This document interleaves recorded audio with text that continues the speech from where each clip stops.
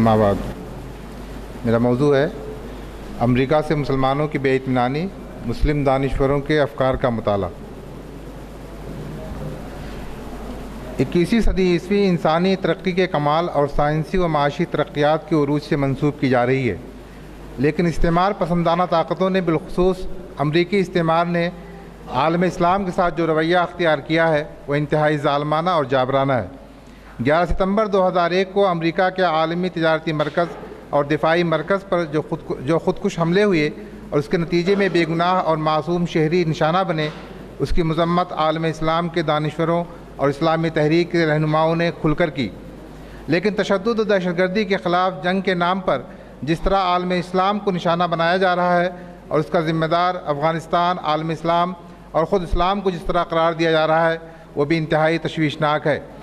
और यह कुतबी दुनिया में अमरीकी इस्तेमार ने इस्लाम और आलम इस्लाम के ख़िलाफ़ जो जंग छेड़ रखी है उसका मुकाबला करने के लिए भरपूर तैयारी और मनसूबाबंदी की ज़रूरत है।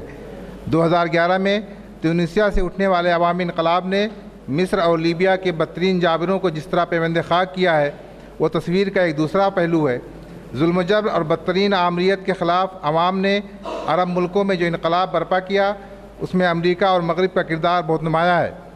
अमरीका ने कई दहाइयों से आलम इस्लाम पर बदतरीन आमरों और जाबिरों को अपने मफादात के हसूल के लिए मुसल्लत किए रखा और अरब दुनिया में मुज़ाहमत की उठने वाली हर आवाज़ को सख्ती से दबा दिया।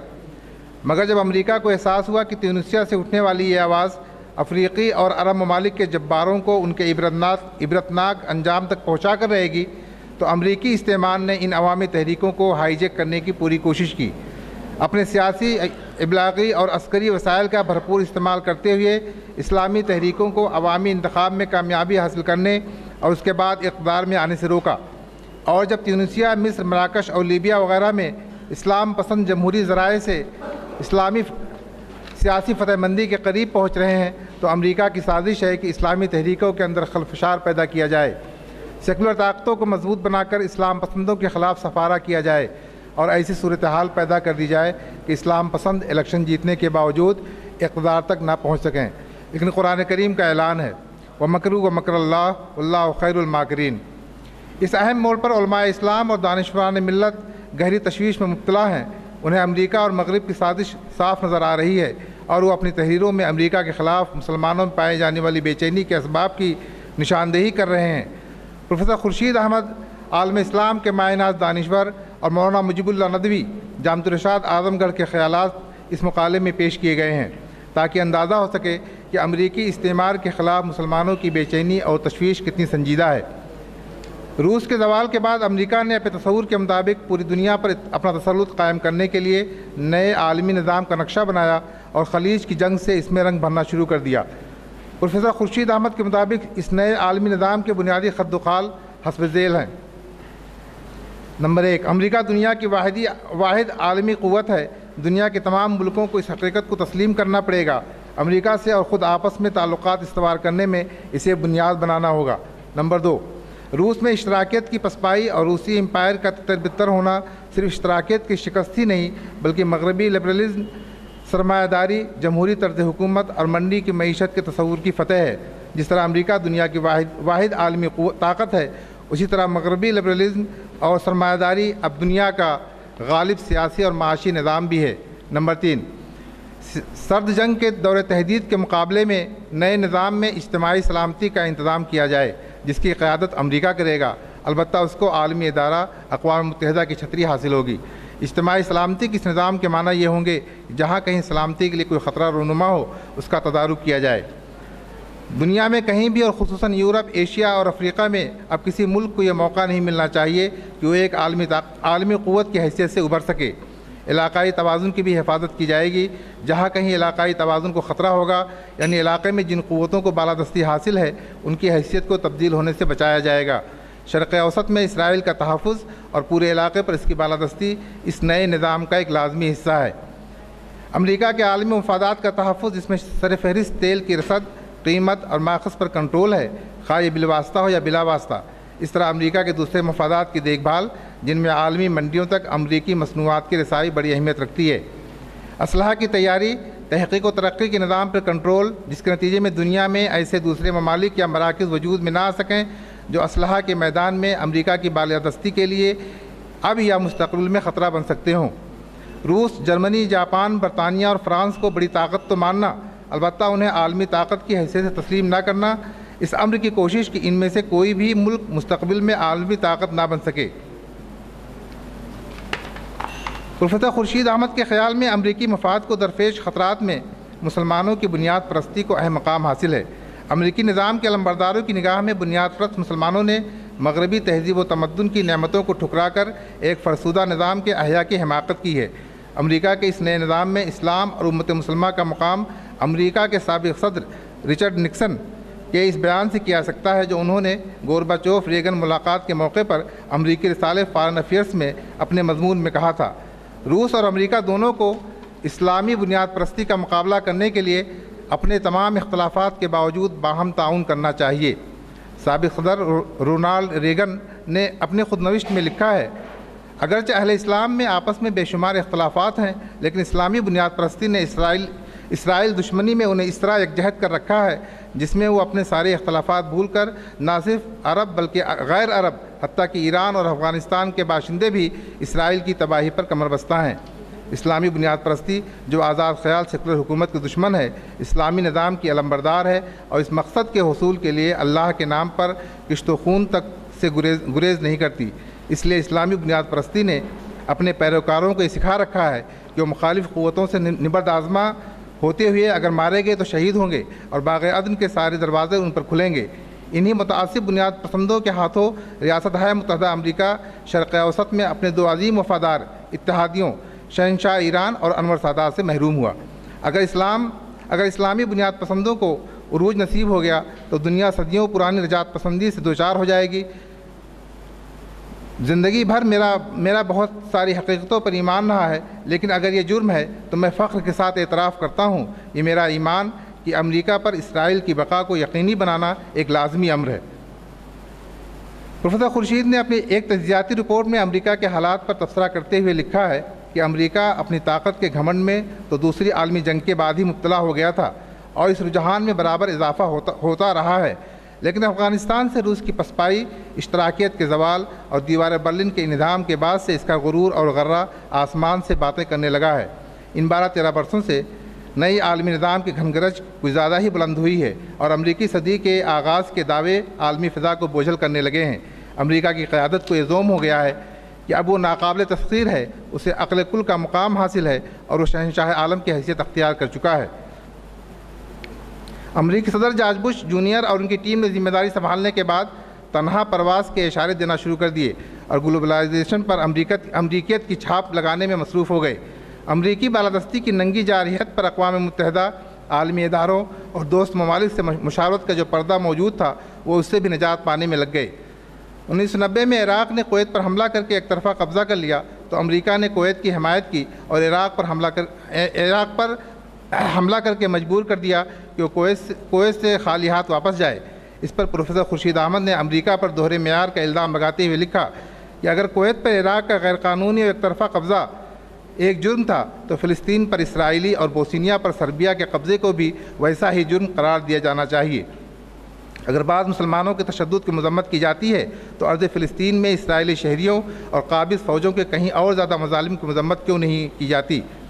مغرب اور اس کے پروردہ ممالک کی طرف سے اسلام اور مسلمانوں کے اوپر بنیاد پرست، نجات پسند، جنونی، مغربی مخالف، بے وقات اور نہ جانے کیا کیا الزامات لگائے گئے۔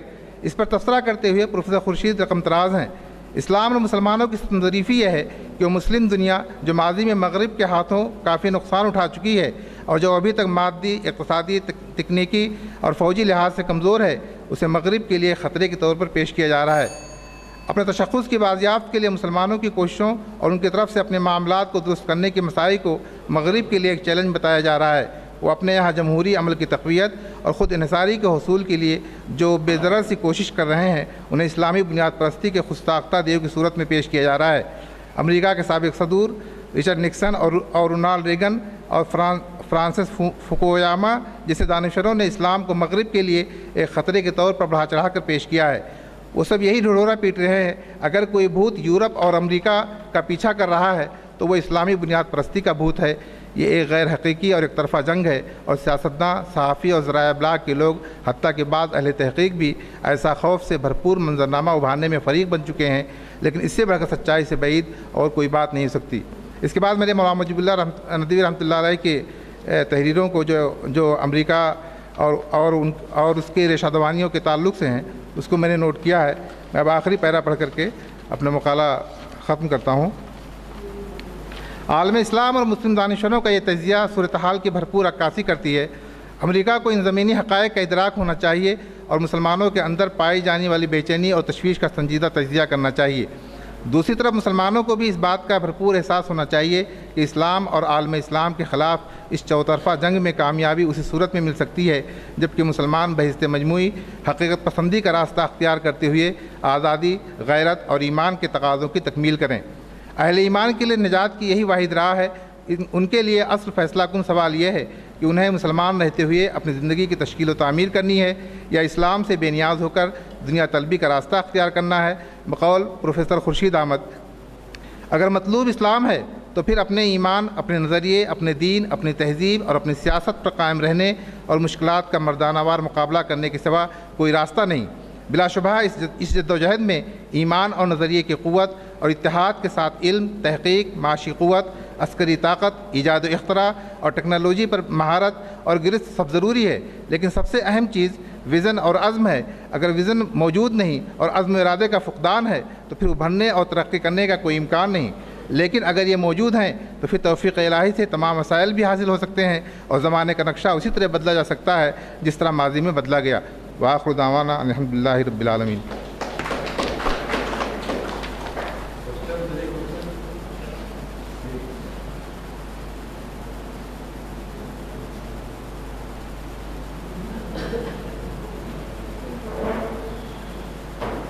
السلام علیکم، میں شرف ہارون رشید۔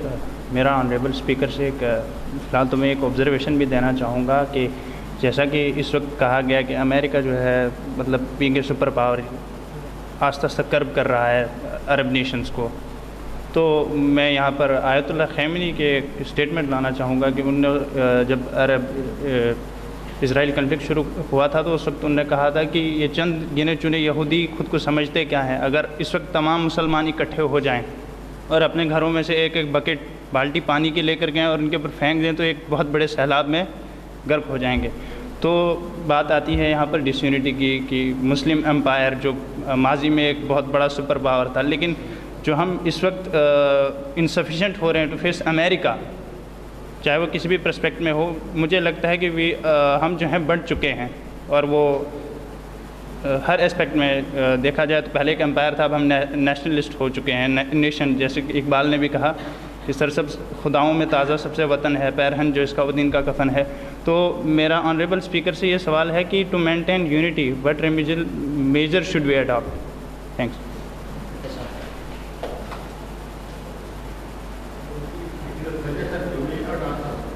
یہ امریکہ کا کیوبا ذرا سارا ملک ہے، آج تک انڈیا کچھ نہیں کر پایا اس کا، اور رہ گیا وہ۔ میں پوچھتا ہوں آپ سے کہ ڈیموکریسی کیوں ناکام ہے اسلامی ملکوں میں؟ آرمی کیوں اب سپر پاور ہے؟ تاکہ ترکی جہاں ڈیموکریسی کافی ڈیپ روٹڈ ہے مگر آرمی کو اپر ہینڈ حاصل ہے، یہ کیا وجہ ہے کہ اسلام باوجود شروع سے ڈیموکریسی ایلیمنٹس رکھتے ہوئے بھی اس وقت تمام ملک میں کہیں بھی اچھی طرح پوری ڈیموکریسی ڈیپ روٹڈ نہیں ہے؟ وجہ کیا ہے؟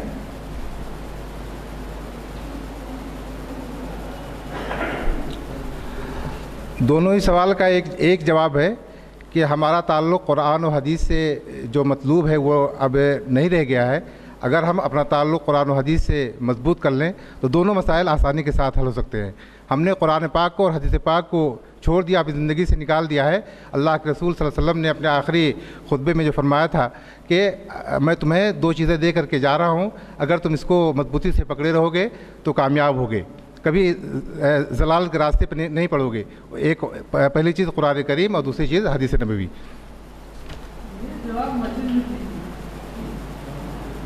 اور کوئی سوال ہے اس پہ؟ Any other questions? Any other question? Lastly my humble request is for Murtaza صاحب